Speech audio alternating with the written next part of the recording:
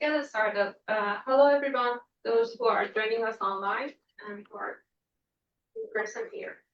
So on behalf of our team, first of all, thank you very much for joining us today. We are so excited to have you. As many of you know, we are the Integrated Design Lab, who is the research branch of the University of Idaho. This piece of presentation series is sponsored by Idaho Power Company, who also sponsors many other cool programs as well. One of the most useful one is the Energy Resource Library. If you are not familiar with that, if you are doing any performance evaluation in your building or doing any HVAC performance evaluation, you can borrow any tools without any cost. Just reach out to us and we can provide training and more details for you to make sure which tools you need to use.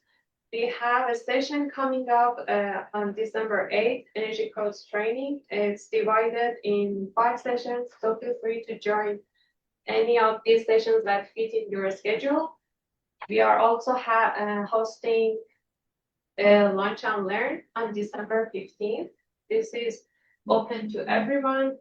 We'll dive into POE lighting systems. And finally, if you're working on a new construction project, a retrofit or energy model, and you can use support, our team offers up to $4,000 of assistance sponsored by Idaho Power Company. Beyond that, there is a fee. Feel free to reach out to us, and we can share more details of this program as well.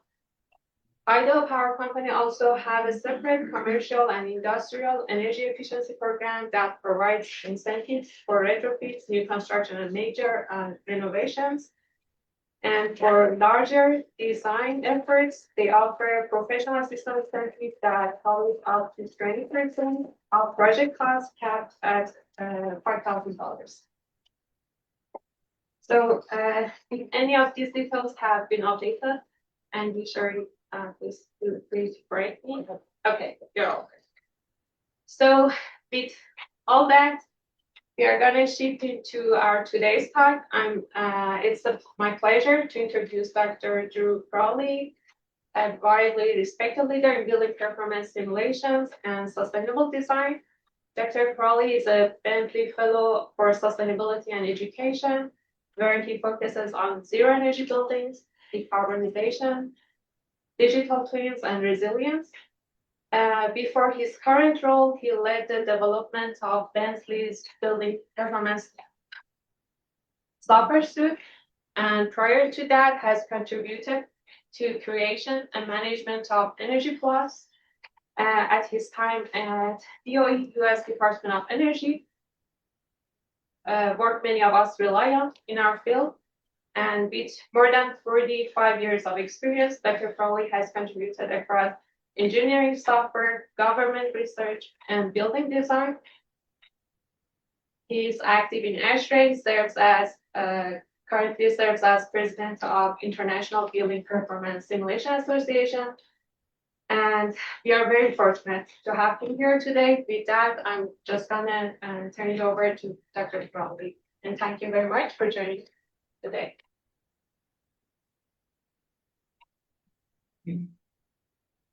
Great, thank you. I'm sorry I can't be there in person. Enjoyed being able to come to IDL and in Boise a number of times. So that's, but thank you for the invitation to come back. I'm going to talk today about primarily about digital twins and how they can service.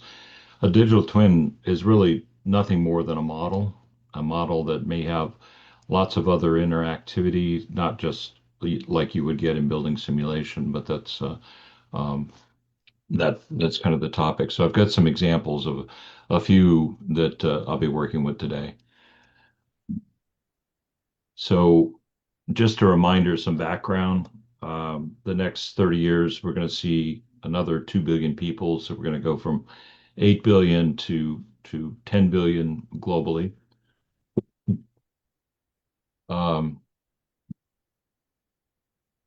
but population is going to peak sometime later this century, and it's already slowing.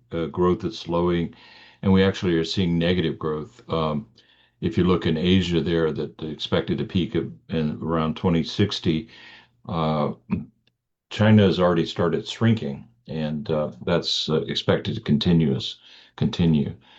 Particularly if you look here, India is going to go from just under 1.5 to top out just about 1.7 billion, and but then back down to 1.5 by 2100. China expected to go from 1.4 to 633 million. So a lot of uh, negative growth, as you were. But then you start to see the other countries that are going to be largest. U.S. currently third, but it's going to drop to sixth or seventh. Pakistan, a half a billion people. Nigeria, half a billion people. DRC, almost well, just under half a billion. And the U.S. at 420 million by 2100. So these are some of the few countries that are growing. And if you look to Europe and a number of other places, they're already experiencing negative growth. Japan's been in that situation for 20 years. But what that means, we still need room for 2 billion more people. And that means about 230 billion square meters or 2 trillion square feet by 2060. That's New York City every month. That is a lot of construction going on.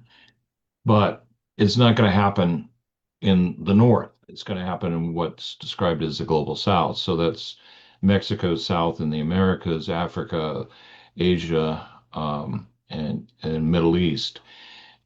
And so that's because that's where the growth is. They talked about various countries there, DRC, Nigeria, in Africa, but also India and Indonesia growing as well. And that's where the challenge is going to be going forward.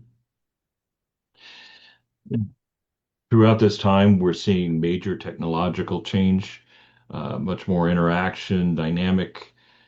We're now thinking about different systems as we're not just dealing with the car transportation. We're also looking, bike share and scooters and everything. My own neighborhood here in Washington, D.C., a number of the parking lanes have been changed to bike lanes to make the city more accessible. And I think we see that kind of throughout. Last time I was in Manhattan, same sort of situation that bike lanes are a major part of what they're using to get people around. Sorry. Um, but I want to start off talking kind of through how we get to a digital twin. Reality model is kind of the starting point there. This is Paris, and this is a model from a few years ago. A airplane flew the city, took tens of thousands of pictures, and through a process called photogrammetry, converted into a 3D set of images. Now, it doesn't have to be from an airplane. In this case, it's from a car or moving vehicle, not unlike what Google does in their cameras. But it all depends on how much data you collect. And the more data, the more pictures, the more accurate it'll be. Accuracy can be down to a few centimeters, and depending on how much detail you're willing to put into it. But it's not just one thing. It doesn't have to be that airplane or a drone flying over or however you're capturing it. It can be from moving vehicle, it can be handheld, all sorts of ways. It can be LiDAR, photogrammetry, all sorts of different ways of getting information.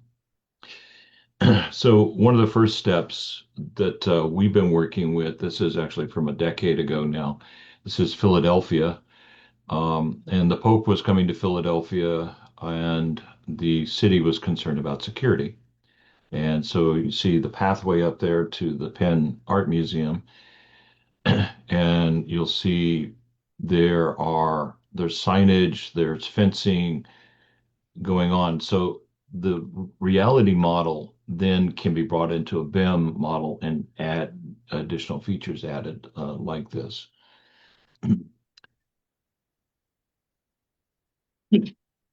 Philly was one of the cities that was collecting benchmarking data. they uh, required data for major buildings to be submitted to the city in a public database, about 50,000 square feet, uh, and one of many cities. I think a lot of cities have moved on from that to building performance standards, but this is still a very useful tool. So I talked to my colleague and said, well, why don't we try to marry the two and see what we could do with that? And so here's where the database was. It's larger commercial buildings, but address, building type, other metadata, but then energy use by fuel type, total, normalized to EUI, even an Energy Star score and water were included in some of the requirements. But it looks like this. It's flat data. It's not, terribly useful by itself. And as far as the visualization, that's kind of the extreme of what you can see there is just the various locations for the buildings by building type.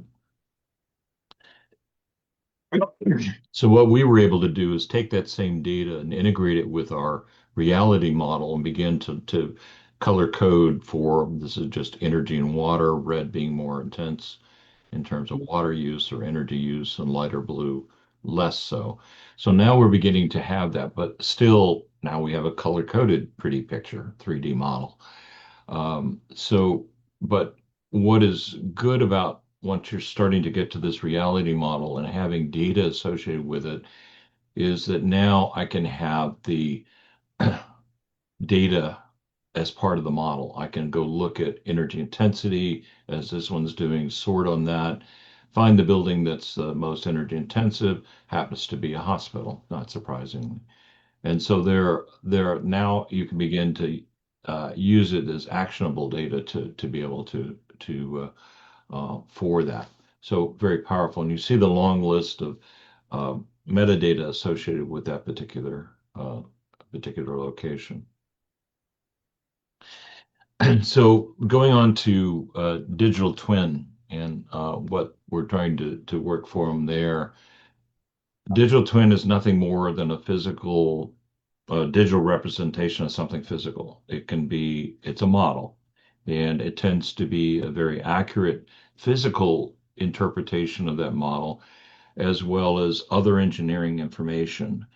But it's also updated continuously. That's the idea. It's not just a static 3D model of something. It needs to have data to be actionable, but it allows you to be able to interact with the data, and that's one of the key things. When I hear about digital twins, you really didn't start hearing that term much till about a decade ago, but the reality is that we've been doing this for a while, and the earliest one I can find that really comes across as a digital twin is NASA. Apollo 13 from April of 1990, the oxygen tanks exploded, but they were getting data back continuously. But one part of that, they actually had physical devices that could be simulated using that data set and match the conditions going on. And they were able to use the simulator to try to solve the problem, figure out how they could continue and bring everybody back safely, and that was the key at that point for them. So it's long before the term was used, but it has all those key elements. It's a digital representation of that physical asset, has constant feedback of data. It's a model adaptable to change based on new inputs. And they had 15 separate simulators to predict various aspects of that. And it was responsive. So in what I'm thinking, yeah, it really is a digital twin. And that kind of is kind of the key is all those key aspects. So if we're talking about digital twins, we have a physical aspect, and then we have some sort of infrastructure digital twin. It doesn't have to be just a building, but associated with data, geotechnical, enterprise, engineering, schedule, reality, sensor, any sort of data related to that, and how that interacts so that you can use it in various ways. Actionable digital twin is really kind of the key thing.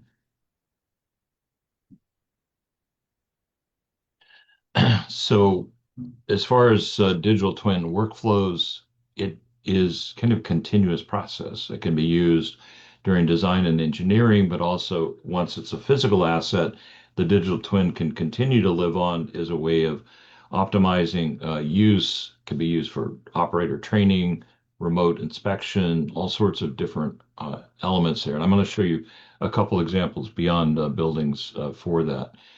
Um, so let's look at a digital twin. This is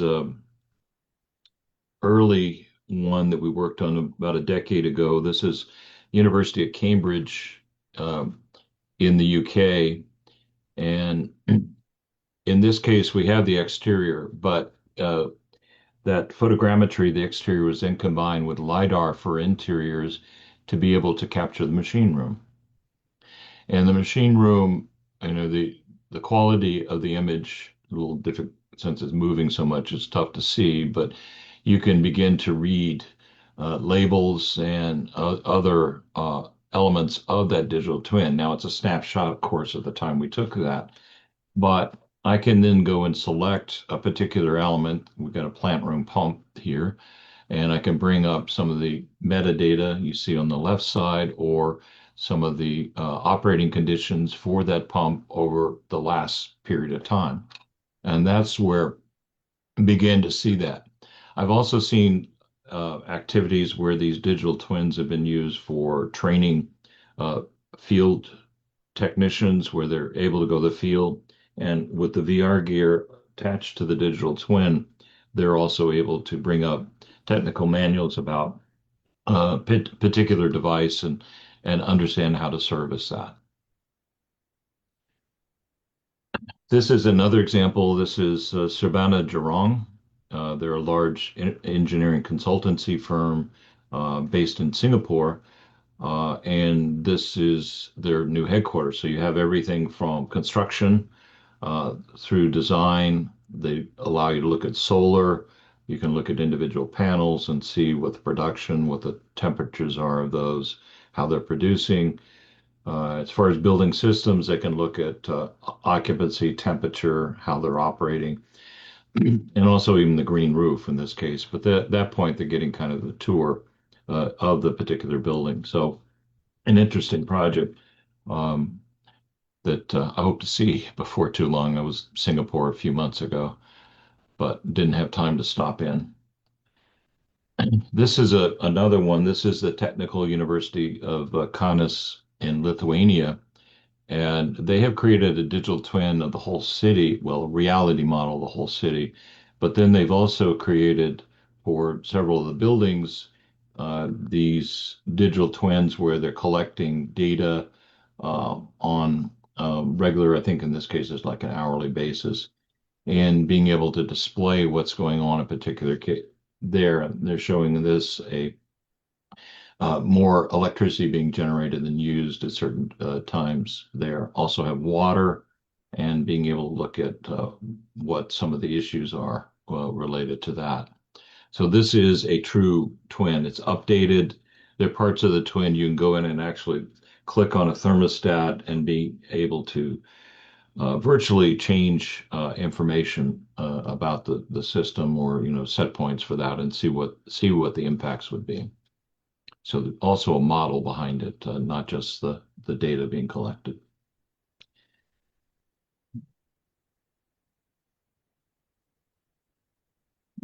Okay. Um, so here's another one that is relatively recent. The Vatican was concerned they've got a 500-year-old building, and they were concerned primarily about structural, but also the cultural heritage of the building that they're doing. So they commissioned a digital twin. 5 terabytes of data were collected. This was a combination of photogrammetry and other aspects, but also IoT data and sensors to be able to look at structural integrity and more than that.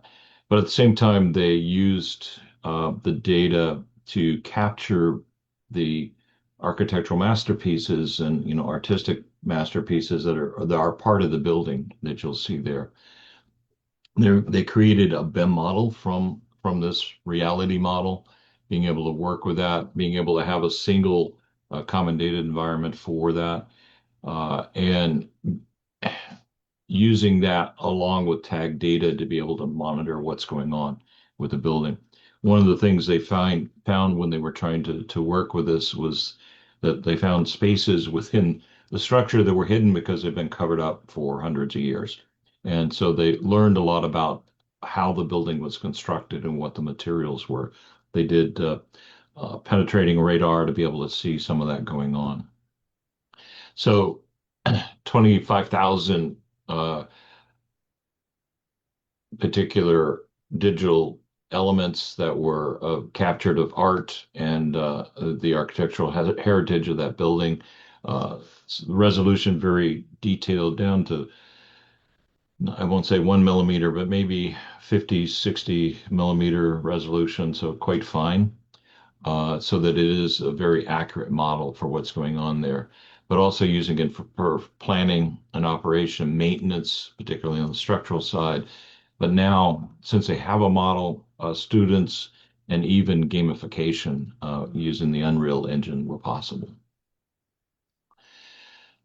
So here is that digital twin, and just showing kind of a few of the pieces of it. You can see the resolution's quite good for what's going on. They weren't able to fly a drone to collect this. They used a balloon to be able to get to spaces there, adding laser scanners, LiDAR, and the materials characterization for understanding all of that element of it. So the data processing, took months to be able to do this and having more information for that building information model. So the structural analysis was the real reason for doing that. And in this case, they really, but at the same point, they were being able to collect the elements of that to support the other parts of the history and maintenance for that. So kind of a unique digital twin, kind of being being the biggest church in the world. And so that's one of the elements for that was really important to them. But digital twins aren't just buildings or monumental buildings. They can be for transportation, for water, energy systems, city level, and even mining, subsurface as well, digital twins. So in the transportation sector, one of the things that is kind of challenging, we have all these old bridges, but to inspect them, we generally have to put a guy in a harness. And, you can see that's rushing water underneath him and he's hanging off in a climbing gear to be able to inspect what's going on. What if we could instead use a drone to collect that, to basically create a reality model of that digital twin, or that bridge in this case. And then applying, once we have that, we can start to use AI techniques to begin to look at structural integrity. Is that, superficial crack, or is that something we need to worry about and be able to deal with? And so now much safer to do, create much less time for that particular element and allow the engineers and the safety of their office to use AI techniques to really help them determine whether things need to change. Here's another example. This is an airport, Sydney Airport in Australia, and they combine GIS data, the reality capture, the BIM models, and even some of the other aspects of that to be able to look at a more structured single source of information to support decision making, not just new changes to the existing infrastructure, but also looking at in the concourses themselves, even controls and other information there. So you can see all the connections there within the city, within the model, being able to look at some of the asset elements. So also, water and stormwater, lend themselves quite well to looking at digital twins because they're very geometry sensitive and volume, etc. And I love this from the Weather Channel where they're trying to convince people floods coming, hurricanes coming, you don't want to be there. And that's why when you get to 3 feet, things start to float, including cars and other aspects of everything going on around you. Once you take it up to 6 feet, it's above your head and it just becomes dangerous. So that's kind of the same idea that you can use a virtual model to show what's going on. So back to Paris again. Here's the Ile de la Cité, and there's Notre Dame. Um, and this was taken, I think, before the fire or restoration. But here they're showing what happens if the Seine floods in that digital twin. And you see flooding going into various parts of the city. But some places, some of the bridges are not flooded, some of the embankments are not. So as it's coming down, could we actually measure at this point what would it take for us to prevent flooding in that area? Could we, raise that embankment half a meter? Would that be enough to do that? And prevent that sort of catastrophic flood from happening there. So that's one of the uses there. I've seen also cases where it's used um, for, I think, in Lisbon, Portugal, where they have kind of 100-plus-year-old stormwater system, and that with the 100-year floods that have been more frequent, they've been having difficulty dealing with that water and being able to see what the solutions might be. On the energy side of things, it also provides, a safe way to be able to inspect electrical or other energy systems out there quickly and to create models of that for what's going on. This is a video, not a model in this case. um, but allows them to capture what's going on with the system and to be able to look at that in more detail without having to go into live systems and being able to look at. So again, there'd be elements of the model to be able to look at. You can select transformers, know what their age is, what the situation, even begin to look at some of the other elements of that. So, and here's an example. This is a river crossing tower. Um, so it would have been pretty dangerous to go up and try to inspect this. So they created a model of this, and now they can go in and with the accuracy of this model begin to see corrosion problems, missing bolts, even areas where you see right there, there's that gap is opened up, there's another one, and you can measure what's going on. So that there's corrosion happening in various areas. In other aspects of it, you'll see more of that, being able to measure that and do that back in the office where it's comfortable. This also allows you to look at some of the other aspects of all the way up the tower without having to climb it, and that's from a safety standpoint, that's really important. So and other aspects they were showing where there was damage to another one, being able to assess that and see what can be done without having to affect the power line. You can see this one is particularly corroded and needs a lot of help for what's going on. But cell tower inspection, same sort of thing, being able to take a drone up and create a model of what's going on in all the cell systems there. Look at that. Industrial plant works the same sort of way. Railways, a linear digital twin, if you were, being able to look at that. And inspection, also subsurface, geospatial geology, essentially being able to 3D model what's going on there. Can be thermal, but also for mining and materials. Some of the other things that we can apply in this then once we have these 3D models is agent-based simulating the people that are involved in what's going on here.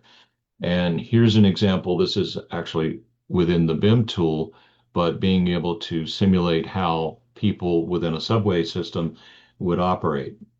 We see a problem, we go to backup. Once we simulate it, we're still in the BIM tool. We go add another couple turnstiles, resimulate before publishing or anything else, and see. And now just by adding those turnstiles, we've solved the problem. We don't have a backup in many parts of that. These are used pretty extensively in large stadiums. I believe this is Real Madrid's new stadium, and but being able to get people evacuated very quickly.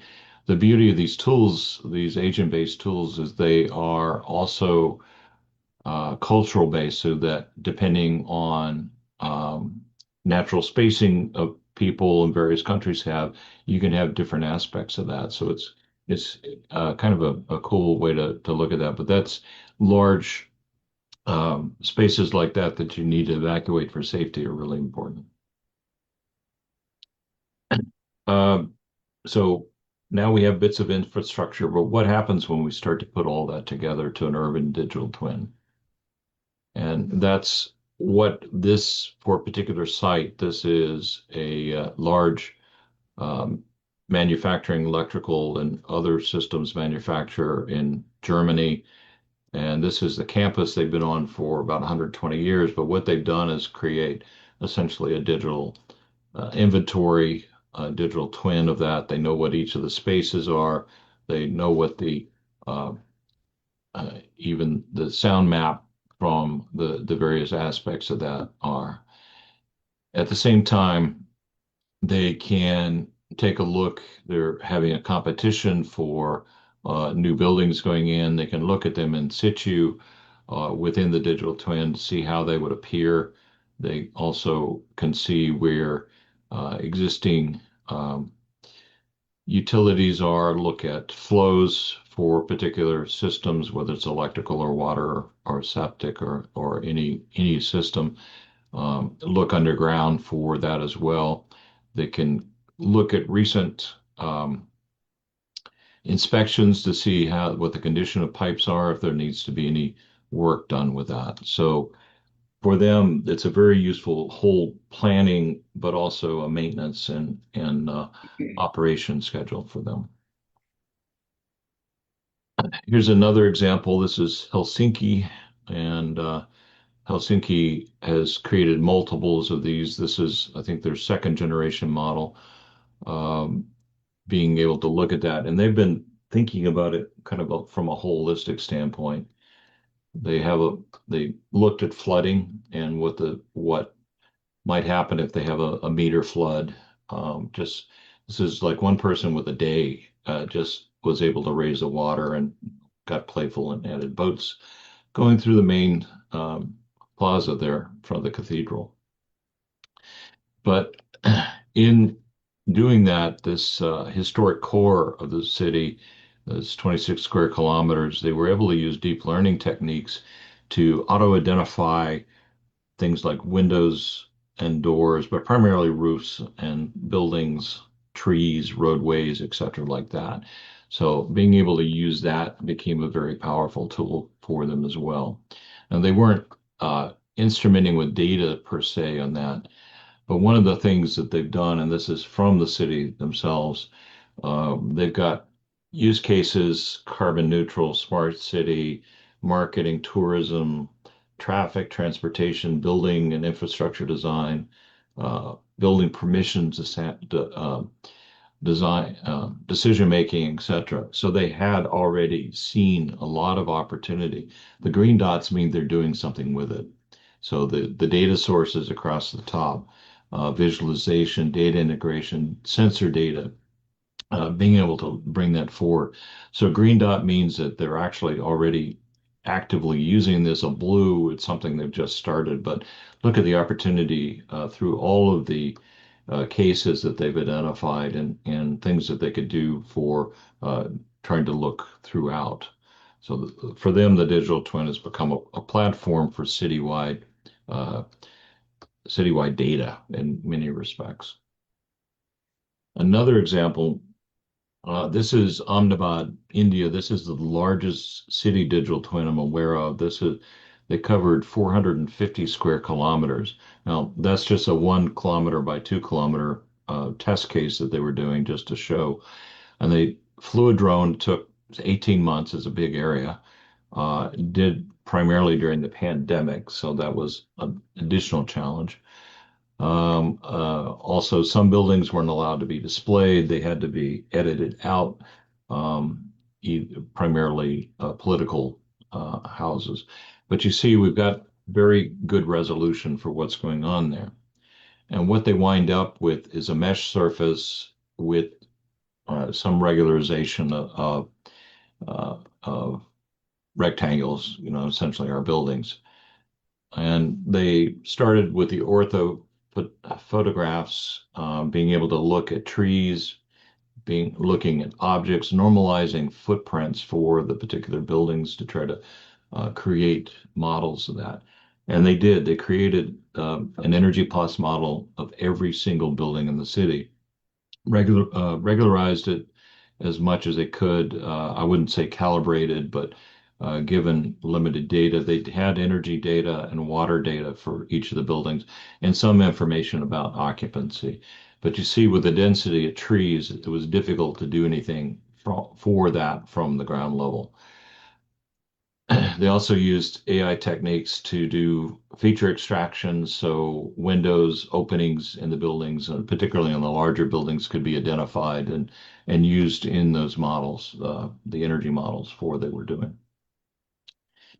Uh, their platform looks more like this. They had all that other data, but they were using this extrusion model to be able to display very quickly, comparing whether it's residential, commercial, industrial, institutional. You see, it's all mixed up in the city. It's not regions of that. But one of the reasons they were doing that was to take and look at if they brought every building in the city up to code, what would it take? How much effort would it be? And what would be the reduction in energy use? And so you see the bottom is the baseline condition. You see a couple outliers, very high energy use, the darker colors there. And if everything was brought up to code, being able to minimum levels, what would be the impact there? And you see quite a bit lower color saturation for that, and being able to look at energy savings, particularly in the residential side of 40 to 50% for that. And many of the other buildings, 30, 40, 50%. So pretty impressive being able to do that. But this allowed them to say, if we do this building first, we're going to get a bigger return for that as well. I don't have a slide here for it, but similar sort of activity happened in Ithaca, New York, where Cornell University is located, and Cornell created what they called an energy atlas, which did very similar to this, identified every building, identified decarbonization potential, and was able to show the city a stepwise procedure for going through and getting the worst buildings first and working their way through the building stock, showing them it was potential to decarbonize the city, maybe 70, 80, maybe even 90%, depending on how much investment they could get into what they were doing. So that's kind of that actionable digital twin that's really the key. Here's another example. This is back to Singapore again, and Singapore has an entire country digital twin. Now it's large; it's larger than Omnibot as far as data, but they've used it for lots of different aspects for solar potential, showing the energy grid, building performance. They can show the water grid, transportation network, et cetera, and all how that interacts with each other. And they're using it, have been working toward a digital twin for many years, partly to have a single platform to work on all aspects of that infrastructure, the energy and the transportation, but as well as the buildings as well. So they kind of a powerful tool for them moving forward. So why do we need urban digital twins? Well, and frankly, I think it's that scale that makes a lot more sense. I showed you a couple of monumental large projects to that have digital twins going on them, but I think they're kind of unique use cases. But cities can use them for a lot of different things. If you look at the um, ESG metrics from the UN and Sustainable Development Goals, what are the elements of that that relate? So we've got urban and real estate development, asset and infrastructure management, environmental intelligence, and climate monitoring. You see five different metrics across there: transportation, mobility, energy production and distribution, and public safety and security.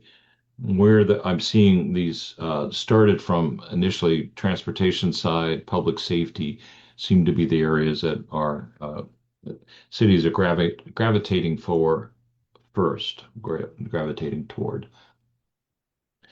So here's an example of what you might do, simulating modern, utilize that immersive visualization. If you've got a new building going in, you can show what it's going to look like, not just this pretty image. It can show what it looked like in context. The visibility of the analytics and AI, machine learning insights, decision support, cost savings. The group that did the St. Peter's Basilica said that they saved thousands of hours by creating the digital twin. Took a lot of effort to do that, but once they had the twin, it made doing all the analytics that they were doing much faster in terms of getting that. Also, sustainability. So, everything you see there from geotechnical, flood resilience, virtual construction, visualization, operation maintenance, emergency response, reality model, operational analytics, etc. So, lots of different aspects where the urban digital twin would be. So, you see same sort of ideas here. Citizen engagement's another area where I've seen where cities are providing information to citizens. They have a decision to make about some change they're going to make to a transportation system or a park or something like that, and want to be able to do that. Helsinki used that and did a crowdsourcing competition.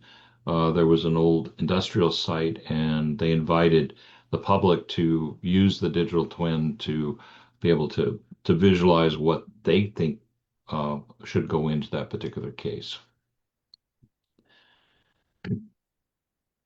So, in summary, um, digital twins make it easier to understand our buildings, their context in the community, and their interactions within the city, but also how they affect the environment. Um, it is a federation of data. It's not a single source, not a there's no one true single platform for this. Can be that photo, the point clouds, the LiDAR mesh, but the data, the analytics go with that. And even you can update these as you get new buildings. You can put BIM models in case it's not tied to a single vendor. There are lots of different cases where you use multiple vendors to be able to do that. Lots of data sets, and that's that federation. I think that really becomes key there. Holistic way to look at some of the real challenges, the risk, the resilience, sustainability issues across the city, but also at individual buildings, to be able to look at comparison of that uh, and disciplines, not just the HVAC&R and architecture, but also transportation and civil and other aspects of our city's infrastructure. Anything that we're measuring locally is likely to be more integrated with other systems. Maybe not all of the buildings are providing all information, and that's really a challenge from a security standpoint, and one of the reasons we're not doing now. But that smart building with its IoT kind of begins to lead us to smart cities. So buildings can interact more with the parts of the infrastructure that's most important to them, and I think that's kind of key. The digital twins also enable 3D up to 7D. So, from time, money, sustainability, and facility management as well. So it's a a very powerful tool to show all of the assets in an integrated way for that. But I think one of the key things is they must have a purpose. Otherwise, they're yet another pretty 3D model. And Philadelphia to me felt like that. Yes, they put signage in there, but it kind of had a limited term use. So that reality model with actionable, updated, regularly data really is what causes or gives you that digital twin. So with that, I'll stop and take any questions you may have. I have a question. I had a roommate and he was like a GIS analyst, and he always used to joke that digital twins were just glorified GIS data. Like, what would you say in response to that? And I didn't really have a I rebuttal. I think don't know. reality models are glorified GIS data.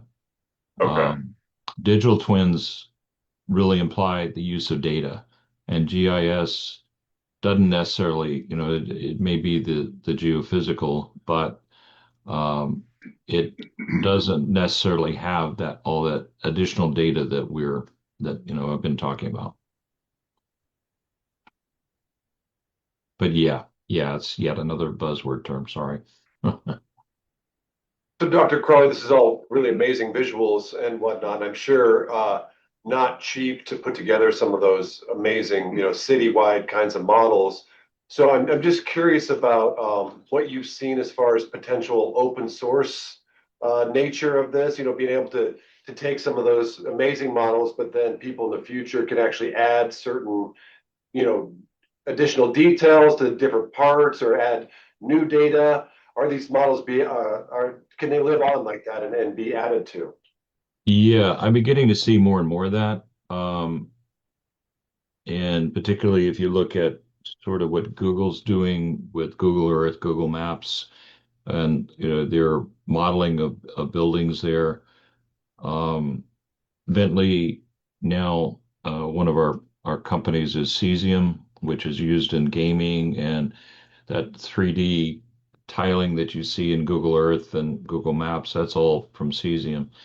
And that's an open source product.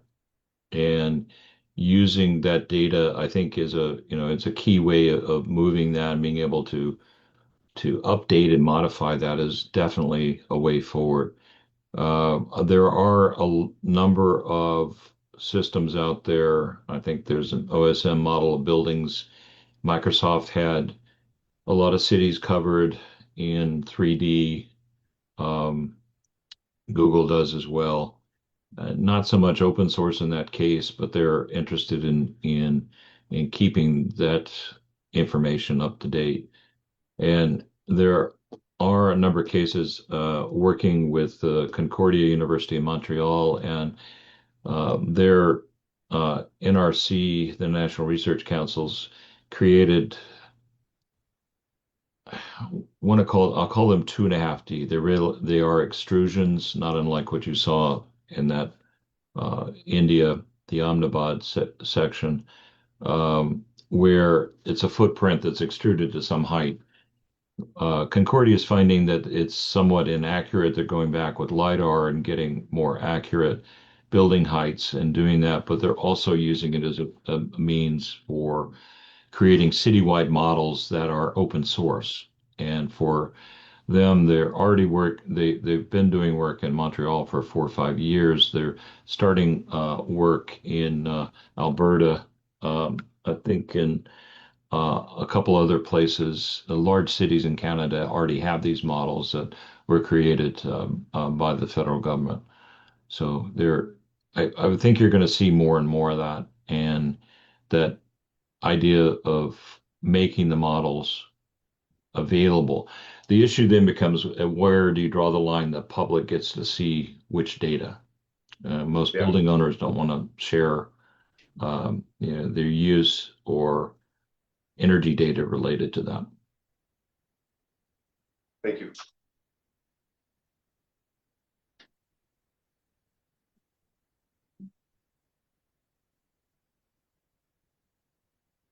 I have a question, Dr. Crowley. For the smaller scales, it was kind of tangible how can lead to impact, like maintenance, heritage conservations, hazards, or like a smaller scale.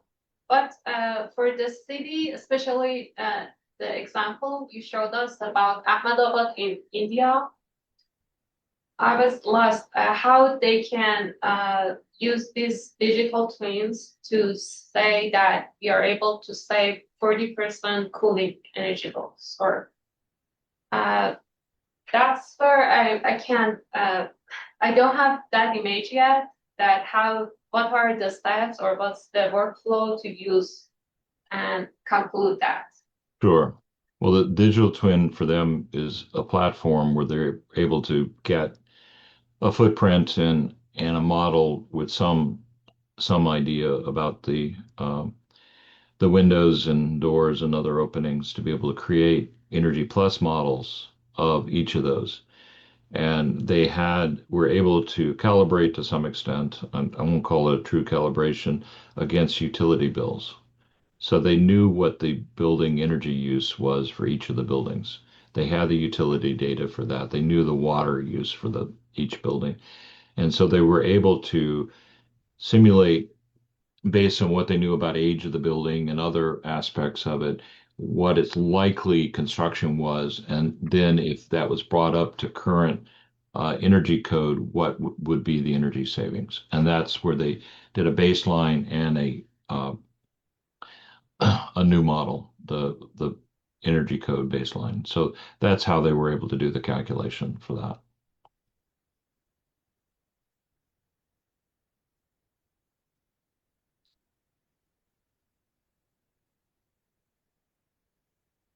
Okay. Any question from the online audience? I don't see chat. Okay, thank you very much, Dr. Crowley. This was wonderful.